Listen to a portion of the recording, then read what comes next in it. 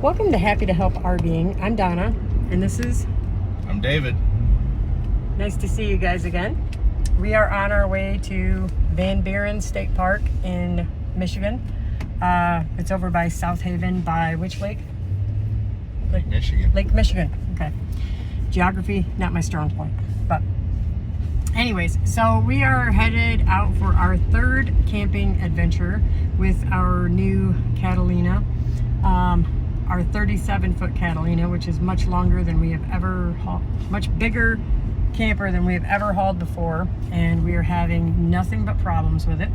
Not the camper itself, but in figuring out how to make our, what actually is a small truck, pull our big camper. We have a Ram 1500, and we went and got helper springs put on it. Is that what they're called? Helper springs? Okay, helper springs, helper coils put on it, so it could take a lot more weight because it was squatting really bad. So the first time we pulled it, it squatted the truck really bad. We had no weight distribution system on it, and we ended up going down the toll road because I missed my turn to take the back roads. And so we ended up going down the toll road, so we were doing like 45 or 50 on the toll road, and it was just swaying really bad. And so we were like, okay, we got to get our weight distribution system on it. And then when we pulled out of that campground, we had the weight distribution system on it, but it still squatted really bad. And I think that we actually had the distribution system set up on it wrong, to where we just weren't actually putting enough weight. It wasn't distributing the weight correctly. We had too many links in the chain, because the system we have has a chain that you can adjust the links as to how much how high or low it's gonna set, how much weight is gonna be distributed on the tongue. So then we made some adjustments to it. We dropped the hitch down or raised it up. We raised the ball up. We raised the hitch up in order to, because the truck was squatting really bad. We still didn't have it hooked up correctly, had not enough weight. We had too much weight on the tongue, so it was squatting really bad again. And then when we towed it home from our second camping trip, we put the distribution system on. When we put it on correctly. I'm going to call it correctly because I think we were doing it incorrectly before. So we put it on correctly, and so it towed better, but it still squatted the truck.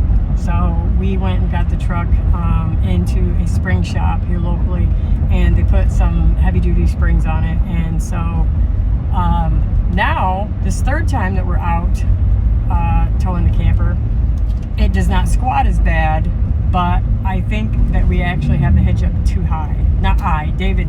David has determined, David and his cohort of friends, right, David? Yes, the brain trust. The brain trust, yes. The brain trust has determined that we need to drop the hitch down, because in adding the coils, we raised it up, so therefore we need to bring the hitch down so that they'll be level when we tow. It's a bit tense sometimes. Not what I'm going to call... I'm not going to say it's not fun, but I'm in the passenger seat, so I'm not the one driving. So has it been fun, David? Fun. He says fun. Arr, fun. Good morning. Today is day 2 of our 2-day camping trip. Actually, it would be the only full day that we are here at the campground. What we've done, we're still at Van Buren State Park, and what we have done, you have to excuse the hair, we're camping, but what we've done, what we decided to do was to come camping just 2 days without the dogs and without anybody else, so that we could just try out the camper on our own and remember why it is we like camping so much, and just getting away, just the two of us. It's just really so nice. There's David back from the bathroom. Say hi, David. Hello. Okay. I brought a whole bunch of stuff, as you will see. Let me see if I can get a pan video. It's hard to get a good shot in a long camper. As you can see, it is a complete and total utter mess. Here I have my big huge mess. My bathroom's not too bad. I just got a few things I need to take care of. Then slowly trying to put stuff away. I found this in my own bathroom. It's going to work great for holding stuff. And then I found these. I have the deepest linen closets ever. So I get these baskets that I found at Menards, and I can fit 4 of them easily in my linen closet. So that when I need to get into it for organizational purposes, I put everything in the bin and it stays stable when we're traveling. And 4 of these fit perfect. And then I'm probably going to label out here on the door, just put a label as to what's on this shelf and what's on that shelf. And maybe same for the towels, but there's not a door on the bottom, so I don't know. I'm thinking toilet paper in there and extra toilet paper on the bottom. So, but this bathroom has so much storage because we got the medicine cabinet and then underneath, and I found this neat adjustable shelf that I put down there that holds all the stuff so it doesn't hit the plumbing. So I just got tons of storage in this bathroom. And then I have my closet I need to organize. I have ideas. I'm going to put a shelf on the bottom where you see the line where the paneling changes. I'm going to put a shelf about that height. And I've got these drawers that I purchased. So this is a slide out drawer. It's zip tied right now, but this is an entire drawer that you just pull out. So I'm going to have a whole bunch of drawers. I have about 20 of these things. So I have a whole organizational system I'm going to set up in here. And it's actually going to be temporary so that if I want to change it, because we're just getting into RV life, so if I want to change anything, I can. Anyways, everything right now is in complete and total chaos, which is exactly where we started. I got my bed, which I've got tons of storage space under my bed that I have to figure out yet exactly what I want to put down there. So I brought all sorts of extra stuff that we do not need for a 2-day camping trip. Like a box of pillows. Who needs a box of pillows? But it's what I have in my house, and I want to see if I have room for it. I'm trying to see what I can fit in for actual real day-to-day life. So I got my book box of my... That's why I can't put my laundry away, my dirty laundry anywhere, because I have a box full of books. And then we have brought along... I've got this rolling cart that I bought at a discount store. That because in our camper we have these 2 recliners that are ever so comfortable, aren't they? They're very comfortable. Yes. So we have these 2 recliners that we put back to back, and then there's a furniture strap that goes around it. And so when I shove this rolling cart right up, which actually has locking wheels, when I shove that up against the corner here, it stays in place. Put my trash can there. And so I have this like college dorm laptop table that we brought along for a end table for between our chairs, and yes, that is a yoga mat. So as you know, David has back problems, so I brought that along to see if he wanted to roll that out on the floor and use that to lay on to stretch, because that's what he has to do. So love the pants, David. Thanks. I don't know if you've ever sat in dinette booths for a long time. They are not the most comfortable. So what we did is we got an office chair with the idea that when we're moving, we can turn that and set it right with the recliners, add it into the furniture strap, and then we have another chair. So if David wants to sit at the table for a long amount of time, he can. Plus, we have up here our spot to put our TV up there. We actually had to trade our TV. We have a 65-inch, and it's just way too big for that. So we actually traded our TV with my sister for her 55-inch, David? Yep. So once we get that, then we'll put the TV up there. And TV's not my thing, so it's not really I just want to get it marked off my list of things to do. So believe it or not, there's storage under this sofa. Just see that handle right there? Just pull that off, and there's storage all underneath of that. So this camper is actually packed full of storage. So, and then I have nice deep pantry closets, which I might get a couple more of those long skinny totes that I got for the bathroom linen closet. Those seem to work really well. So I've still got to go through and organize. I have everything in disarray. My sister gave me these, which were a beautiful find.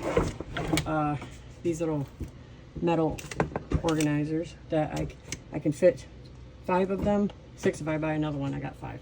And I can then organize stuff back here. I got myself a piece of countertop that we found at a salvage and put that over my burner, so I actually have more countertop space. Brought my air fryer, not because I have anything to air fry, I really don't. I brought everything to grill out on the campfire, but I brought it to see how it would fit, and it just fits perfectly in that corner, because I was going to put a corner shelf in there, but now I think I'm just going to leave the air fryer there, and because that's just perfect. That I originally did some courses on organizing and learning how to best organize and use spaces. And the one thing that I learned is put everything in some sort of container, because that is a limit. And once your container's full, you're done. And I think that kind of mindset is what makes RV living possible, because you don't have to fit everything that you have in your actual sticks and bricks home into the camper, even if you're going to live in it full time, because typically in our sticks and bricks home, we hang on to everything just in case, and we have 2 of everything, and RV life just doesn't allow for that. So you have extra sewer fittings and parts and pieces for your camper, but you don't necessarily hang on to extra bowls and dishes and stuff, because it's just not necessary. So this is what we're going to do today, in addition to going down to the beach. That's on today's agenda. We have made so many mistakes on this setup for our camper. First, when we looked at the spot, we didn't realize it was a big sand pit. So when David was trying to back the camper in, he got into these big, huge ruts. Those are from us. And so I tried to put our stuff in it so we don't fall in it, put our rug over it.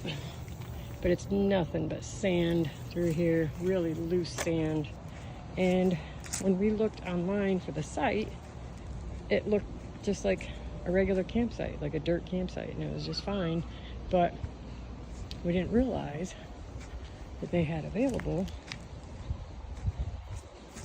these really nice paved campsites. Like this would have been awesome.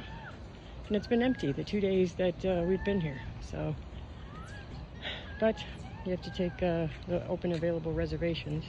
So instead of having a nice paved site, which we could have fit on and we would have paid for it, just said it wasn't available, we parked at the beach.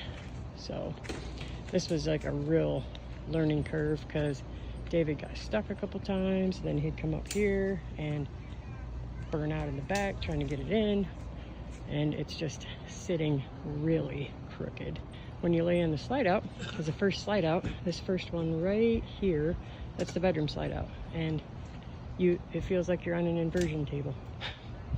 So we've learned you need to really look at your spot before you really check it out, before you decide to just back in and start making do, because we have these really cool leveling blocks. I've got 20 of them, and because of the unlevelness of it, we had to take 10 of them for the front, and I used a bunch of them in the back, but I just couldn't get that other side up. So, and I already messed up this jack right here the last time. The rod on it is misshapen, because the very first time we got the camper, I overextended it, and the trailer just kind of tipped. So yeah, I've already messed stuff up. I tell you what, nicest and cleanest bathrooms you ever see. They're brand new. I totally recommend this place, but check it out online and look at your spot before you back in. And don't make the mistake we did.